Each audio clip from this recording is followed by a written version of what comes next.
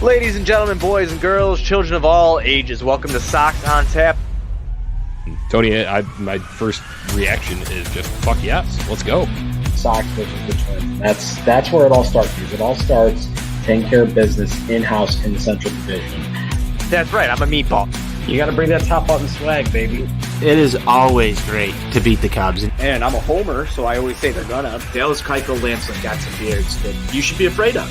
What everybody said when he gets out there, it's me versus the other guy, and I'm going to beat him. So I just love that mentality. It's cool and fucking tough.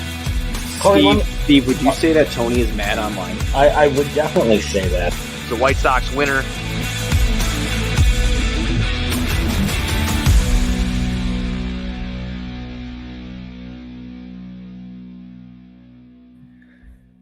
Ladies and gentlemen, boys and girls, children of all ages, welcome to Sox on Tap. I am your boy Buzz. I'm joined by my dude NWI Steve, and we are here to recap the Chicago White Sox 2-1 loss against the Houston Astros, second straight loss. Before we do that, be sure you're going on tapsportsnet.com for all your Chicago sports literature and podcasting needs. Following us on Twitter at Sox on Tap, at On Tap Sportsnet. Anywhere you can listen to podcasts, you can listen to us. 5-star rating and review, because that's cool and tough. And if you bought a Yearman Mercedes jersey and you got it from Grandstand, you want to return it, you go check out Grandstand. You go there, it's right by the ballpark.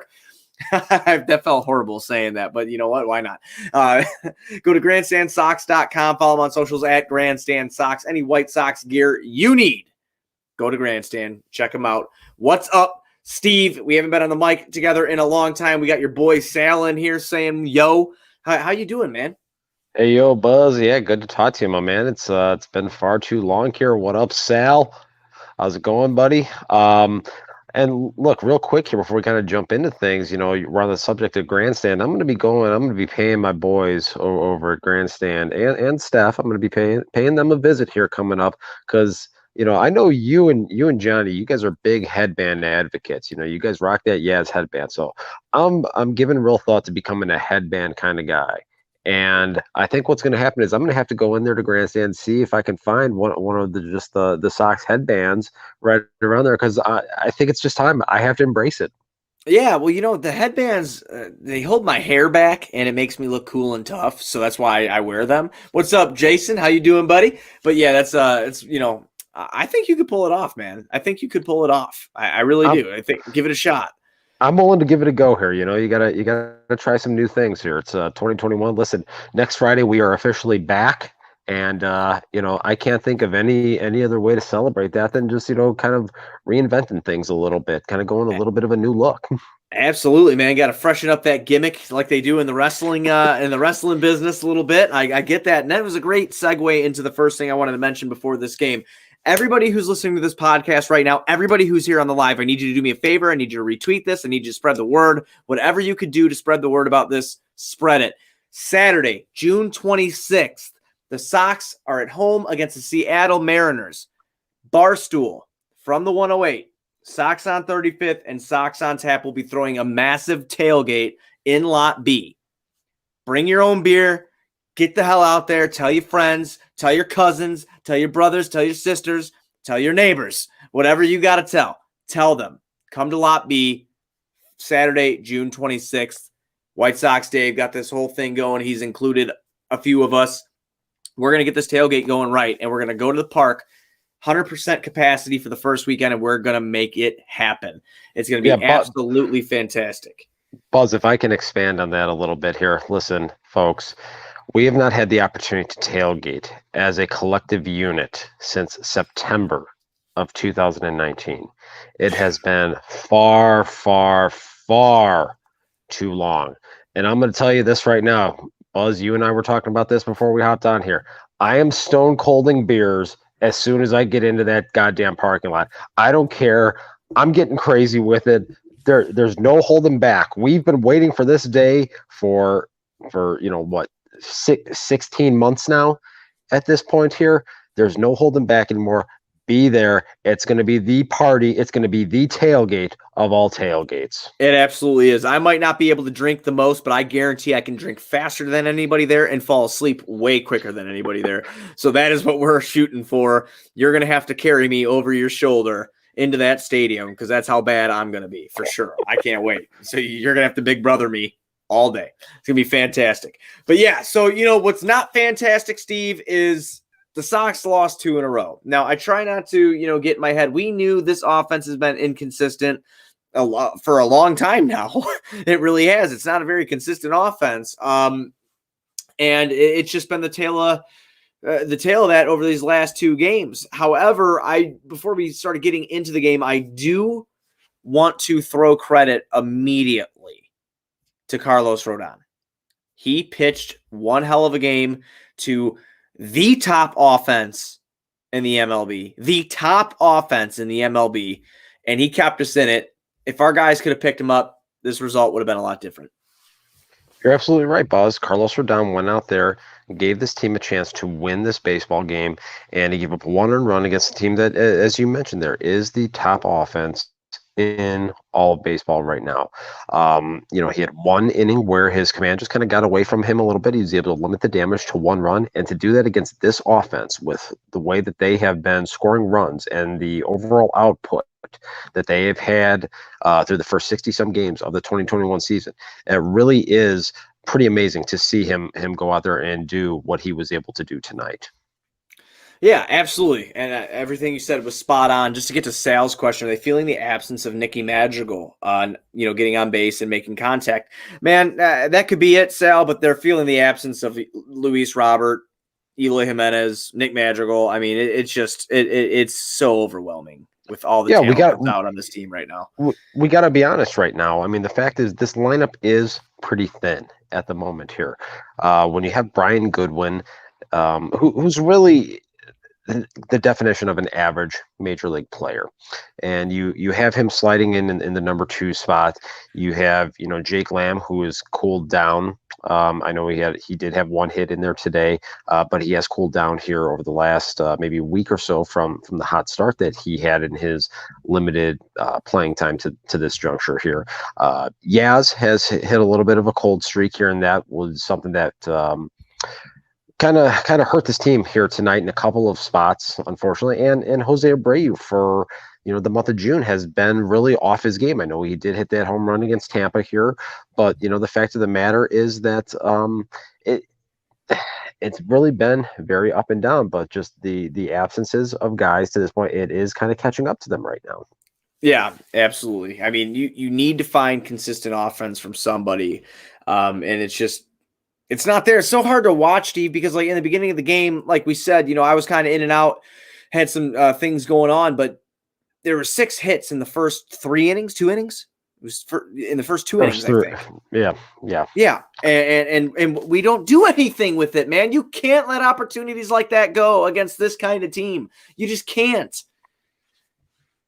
You're 100% right. This is something that I talk about pretty frequently when we have these recap shows, is when you have an opportunity to score multiple runs in an inning, particularly against a strong team like the Houston Astros, you have to take advantage. If you're only able to scratch 1 run across the plate, in all honesty, the opposition, they're really looking at that as a win, so to speak. If they're able to just limit the damage like what we saw in this first inning tonight. The Sox had an opportunity to score multiple runs in there, and they were unable to take advantage. And that really did come back to haunt them here throughout the course of this game. Yeah, you're absolutely right. And you look at the scoring for the Sox, okay? So Abreu singles to right field. That'll score Goodwin. Moncada gets to third. That's all you get, okay? Then after that, it's a pitcher's duel for the most part, because that was in the top of the first. The Sox got on the board immediately. After that, it's pretty quiet until Rodon walks that run in. And then, it's just nothing until the 9th. And it's the bottom of the 9th where, Michael Brantley lined out to right. Gurriel singled to center. And then, who was that? Alvarez, right? Alvarez doubled to right field. And that, that'll score Gurriel. And then that's it. Minimal scoring today. The pitching was mostly on point. It's like games like this are what I really like to enjoy. Obviously, I enjoy them a lot fucking more when the Sox come out on top. But it was a pitcher's duel. It was a pitcher's duel, like the whole entire game. And you could see one thing, I guess, is a good takeaway from this, Steve, is I know we're doing a post game, but I do want to talk about this. What is it going to take for people to give Carlos Rodon credit that he's not doing it against shitty teams, just shitty teams? I mean, this was the top team that he shut down for 7 innings of baseball. besides the walking in a run thing. That's Yeah. literally it. Yeah, I think at this point, if you are not a believer in the changes that Carlos Rodon has made in the 2021 season, I don't know what to tell you at this point. I'm not sure what else you really need to see here at this juncture. He hit the Cleveland Indians, who are a strong team. They're 10 games over 500 as a team. Now, granted, they're due that mostly from a run prevention standpoint. Carlos Rodon also threw really well against the New York Yankees. He's done it now against the Houston Astros. So he's not exactly going out there and bum slaying. So if you are someone out there, again, that just doesn't believe in what we've seen from Carlos Rodon here in the 2021 season, either you need a new TV or you need to get your eyes examined or your brain examined, because you're not watching the same thing the rest of us are. Right. It's just something I had to point out, because after last night's loss, I'm sure you saw the Dylan Cease bum slaying shit. And I felt like Cease kind of got fucked in the first there after that Mancada error. Obviously he didn't have his best stuff, but that really did hurt him, but it was just something I wanted to point out and throw out there, that Los has just been absolutely unbelievable. He's the fucking best pitcher besides Lance Lynn on the staff right now. And it's just absolutely amazing. Are there any things that you want to touch on in this game that went down that you saw that you didn't like? I think one thing I thought is funny is, I know that you're not on the twatter machine at this point in time, but a lot of people were upset about Cody Hoyer coming into the game. And I'm going to tell you something right now, Steve. He had it going, and he looked really fucking good doing it. He did. That's probably the best Cody Hoyer has looked in several weeks out there. That was, kind of the guy we saw during the 2020 season when he went out there as a rookie and really kind of took the league by storm and positioned himself to be a guy as an anchor at the back end of this bullpen here for many years to come. And we obviously haven't seen that very much here this season, but that was the guy we saw tonight. I was, admittedly, I've been a little concerned every time I see Cody Hoyer come in there, just because the results here this season have not been what I was anticipating them to be. So it's kind of a scenario where you're in a tie game. And especially after you look at the game on Wednesday when he goes out there and against Tampa Bay, has another, shaky outing, allows the Rays to kind of claw back into that game a little bit. So you see him come in here, tie game, high leverage spot, and you're thinking, okay, well, here we go again.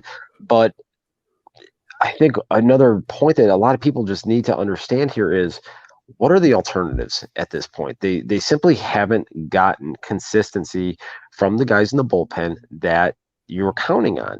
You haven't gotten consistency from Evan Marshall. You haven't gotten consistency from Aaron Bummer. You haven't gotten consistency from Matt Foster. Ryan Burr has come up and has done pretty well in his brief stint with this team. But again, is that a guy that you really can trust to this point in a high leverage spot? Someone that really hasn't seen considerable innings since the 2019 season. And I don't know what really the alternatives are at this point. But hopefully this is kind of the beginning of the Cody Hoyer turnaround, because this bullpen really does need it. They really need to find a way to kind of stabilize things and have that bridge to get the ball to Lance Lynn, or to Liam Hendricks in the ninth inning. And hopefully Cody Hoyer can be one of those guys again. I always feel okay for the most part whenever a different face from the bullpen comes in, because I realize that our starting pitchers aren't going to be able to go 7 every fucking start, and that these guys are going to need opportunities to get loose, to get in-game experience, to get time in there so they can, get better at their craft if they've been struggling, because they're not going to get any better if they're just sitting on the fucking in the bullpen. They're not going to get any better. So I liked when Hoyer came in today. I know what Hoyer could throw. He could throw some heat, and he's got a pretty good breaking ball. And you kind of saw that here today. So I'm glad he came in. I'm glad he did his thing. After that, we move into Garrett Crochet. Garrett Crochet has a 1.19 ERA. He's been very, very good of late for the most part. He let up 2 hits, Steve, and it just didn't go his way. I don't really know what to say other than that. He let up the single, and then he let up a double. He got the first out of the inning when he came in after the line out, and then a single and a double took him out, and that was it. It was the bottom of the ninth. He didn't have much time to work, obviously, when you're in that situation. Yeah, I mean, a couple of sliders that just simply didn't have a whole lot of bite on them tonight. As you mentioned, gives up that single to Gurriel on a long at bat that won a full count, kind of threw a spinner on the outer third of the plate that caught too much of it. That Gurriel was able to hit hard into center field there. And then same thing, Yordan Alvarez is a guy that for a lefty actually stays in pretty well when it comes to facing left-handed pitching. He's not a guy that really bails and steps into the bucket, so to speak, against tough left-handed pitching. He really keeps that front shoulder in there pretty well, and that was on full display right there, unfortunately, for the Sox in that ninth inning at bat, as he was able to stay in there, keep that front side closed, and hit the ball hard down the right field line there ultimately to score the winning run. And, it was interesting because there was a lot of discussion between Jason Benetti and Gordon Beckham about whether or not there was going to be a pinch runner for Yuli Gurriel there being the winning run in that particular spot. And to see him actually score from first base right there, that was very frustrating. Obviously, I don't know if it was an issue of Jake Lamb's positioning on that particular play, or if he just simply doesn't have a strong enough arm to be able to get that thing in quick enough there to the relay man. But to see Gurriel of all people score on that was definitely something that caught me by surprise. I will be completely honest with you. Yeah, I'm with you on that. I'm definitely with you on that. As far as the trade things that are popping off in the chat here, we will be addressing those on Sunday Fun Day this week. That is my Father's Day request from everybody, is that we do a fun Sox Sunday Fun Day with all the guys. So we're going to get that going on Sunday. We would definitely talk about that. But for now, Steve, I don't think we have much else to talk about for this game. We need to move into the next. And the next game is tomorrow at 6:10. I believe is the start time. Let me make sure. Yep. Or 6:15. I'm sorry. 6:15 p.m. Central Time. Sox and Houston Astros going at it. It'll be Lance Lynn. 7-2, 1.51 ERA, 71 2/3 innings pitched. He's only let up 47 hits. He struck out 80, walked 20, let up 8 long balls.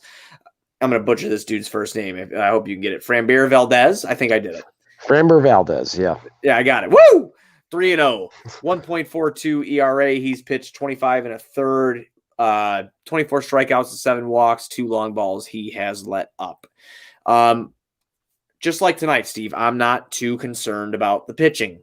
I need the offense to get it going. I know what Lance Lynn brings. So I can go down this fucking rabbit hole of, what we need Lance Lynn to do and how we need him to perform tomorrow, but it's basically been the same fucking Lance Lynn we've had all year. We know what he does. We need this offense to hit the ball, and we need him to do it consistently. Start the game off like they did tonight, but capitalize on that and score. Score your runners.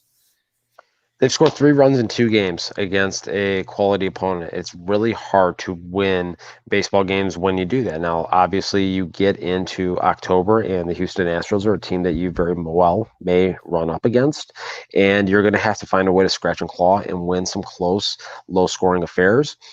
Sox obviously haven't been able to do that to this point. And, there's one particular at-bat in this game, actually, Balls, that I kind of want to circle back to, and this is, I think, Absolutely. a perfect kind of tie into what we're talking about here in terms of capitalizing on opportunities.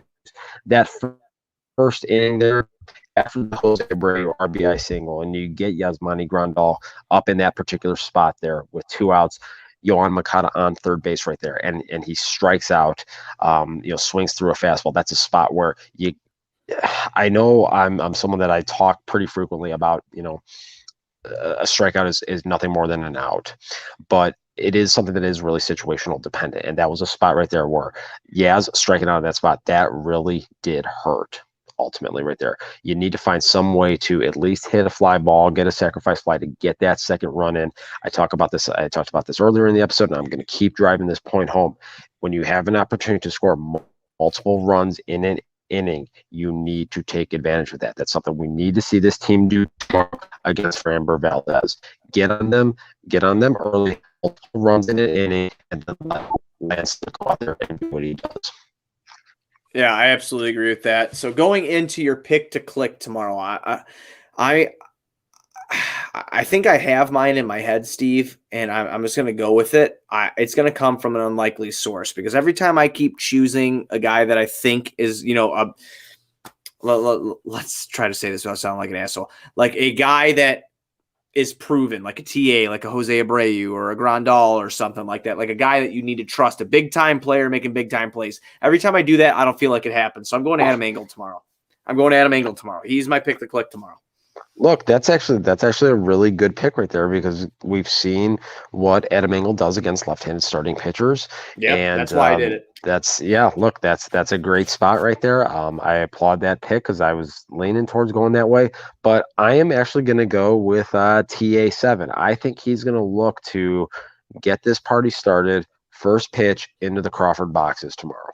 Oh, I hope they make it happen, man, because I like, if there's the two games that I feel comfortable winning, I honestly, I would have told you when the series started, when Los is on the mound, I'd probably feel comfortable with that, but I don't feel too intimidated having Lance Lynn go and then having Keuchel go face his old team on Sunday. I think that that's going to be a barn burner. So I'm really hoping that these last two games the Sox can take. They can even the series out, and against the Rays and the Astros, they can go 4-3, and that's something that I could live with. That's something I can live with against those two teams. So that's what I'm hoping for at this point. So yeah, look, you go out there. The goal of a season here obviously is to win series.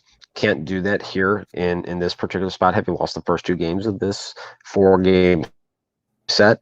But what you want to do is you want to also go out there and prevent extended losing streaks. 1 in a row now. They've only had, I think, 1 3-game losing streak all season here. So you don't have 3 games in New York against the Yankees. So go out there, Lance Lynn, tomorrow. Be the stopper. Be the guy. Show that emotion. Get out there on the mound. Scream, "Let's fucking go." Let the camera get in real close on you saying it. And then after the game, go out there, pound some Revolution IPAs and get yourself a prime rib, and let's eat, baby. Absolutely. Absolutely. Everybody, be sure you're going on tapsportsnet.com for all your Chicago sports literature and podcasting needs. Following us on Twitter at SoxOnTap, at OnTapSportsNet. Anywhere you can listen to podcasts, you can listen to us, 5-star rating and review, because that's cool and tough. Check out Grandstand. Go to grandstandsox.com. Follow them on socials at Grandstand Sox, or if you're down at the ballpark, check out Grandstand for all your Chicago White Sox gear or Chicago sports gear. We'll be back tomorrow after the White Sox hopefully get a win against the Houston Astros. White Sox forever. White Sox 4.